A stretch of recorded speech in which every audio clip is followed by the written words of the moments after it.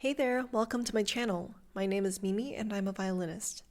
I currently have a YouTube project going on, which is basically me trying to learn or relearn one Paganini Caprice per week. Since I provide general commentary during those videos, there are some details about my practicing habits which I don't always explain, and that's why I'd like to start a separate series consisting of shorter videos focused on addressing specific requests or questions made in the comment sections. I hope that the videos I'll be making are interesting, informative, and useful, and if you have any requests, please feel free to write them down in the comments. For this episode, I'll be addressing the following comment, which was left on my Paganini Caprice number 16 video. It reads, "Hello, I would like to ask you about the video at the following timestamps. I have noticed that you put your left hand in positions or shapes that cover the most amount of notes. It may seem obvious to you, but I have never seen or heard anyone really explain how to figure out these efficient blocks for the left hand and how to practice moving to them. They look a lot like chords, something else I've seen lacking detailed explanation. Would you consider making a video about this subject someday? Bonus points for showing when to or how to bridge one finger across two strings." To refresh the memory, here's the specific passage and the clip from that video.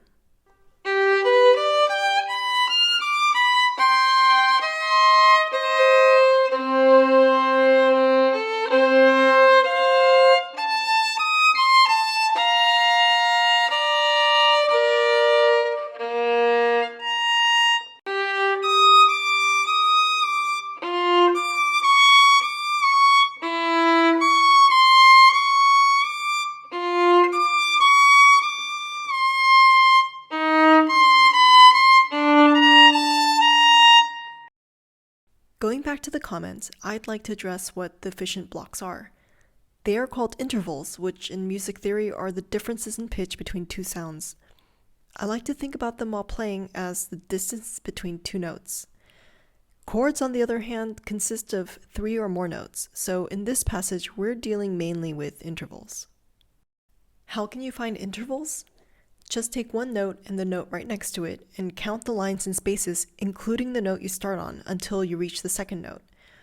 Why is it important to become familiar with intervals? From a practical viewpoint, intervals can help organize part of the chaos which we see on a page of music.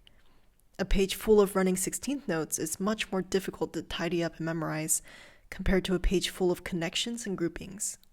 How can knowing intervallic relationships help improve intonation? Have you ever tried to fix the intonation of one note, kind of like this?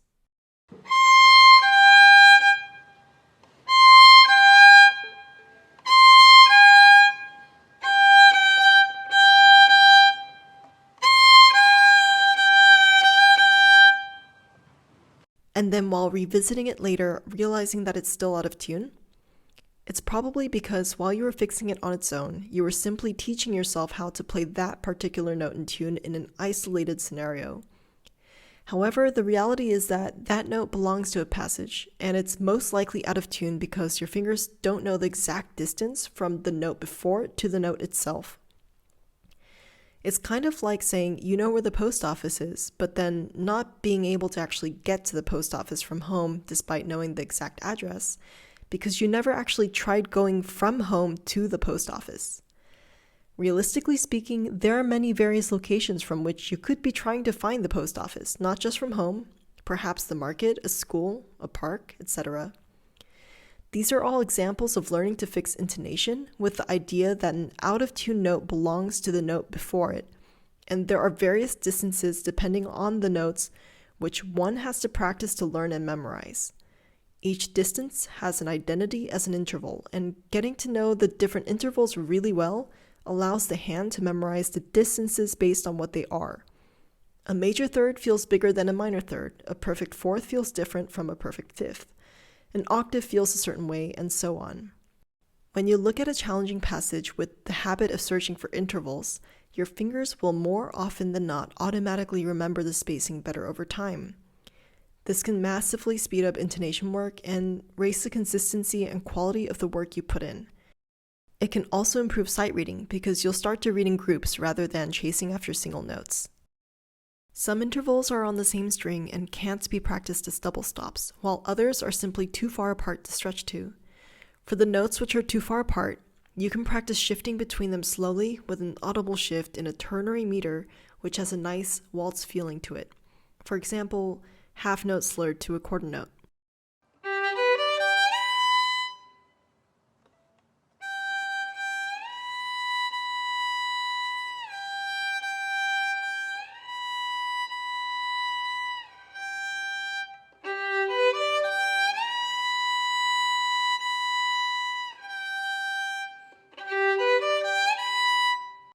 When the notes are written in a way which allows them to be stacked, playing them slowly as double stops can be very helpful.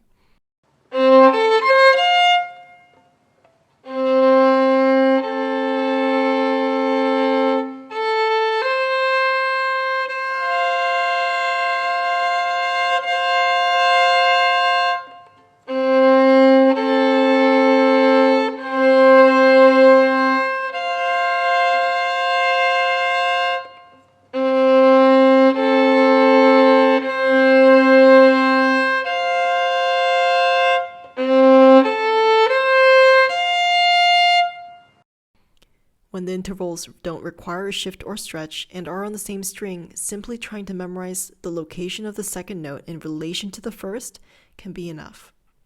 Usually, when it comes to that last option, they tend to be pretty simple fixes anyway. As you saw in the first clip of me practicing, I had determined that it was easiest for me to make the connections between the notes by linking them as double stops. While in the later clip, I made the decision to use my pinky as the anchor and stretch the index finger down from the pinky, which meant I needed to understand the distances which my pinky had to cover from note to note. This was the way I felt comfortable trying to solve the intonation issues, and the most efficient solutions vary from person to person due to our individuality as human beings. It takes practice to figure out which solutions work best for you, but it's well worth the effort. Quickly going back to the comments, it seems like what you meant by bridging a finger across two strings is referring to how to play a fifth.